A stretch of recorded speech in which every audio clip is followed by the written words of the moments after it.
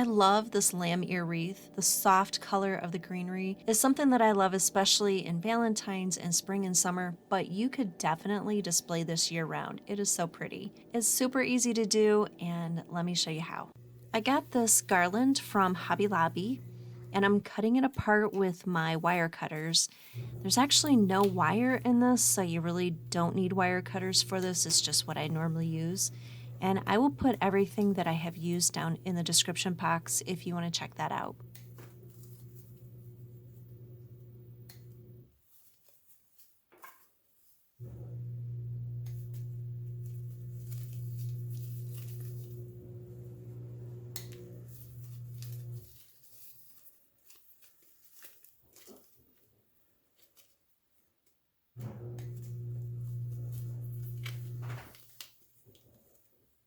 I have made a lot of centerpieces, so I have this steel picks machine that I'm going to use, but most people don't have a steel picks machine, and they're expensive. So if you have one, I would definitely recommend using it because it makes it so much easier. But if you don't have one, you can get a screwdriver that's about the same size as the end of the lamb's ear, and you can just poke a small hole in the styrofoam and then use hot glue to glue it into place. So you don't have to have one of these to make this beautiful wreath.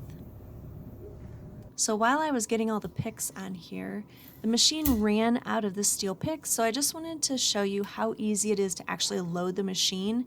The picks will only go in one direction, and then you just take off that little plastic piece with a knife, and you're reloaded again and ready to go. Since I do have those steel picks on there, it does really go quickly when you're putting it together.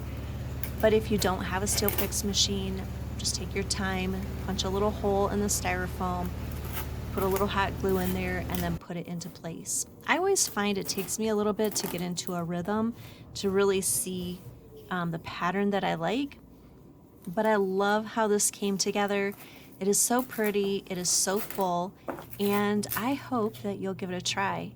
If you've enjoyed this, will you hit that like button for me? I'd love to hear from you. Thank you for watching, and I'll see you next time.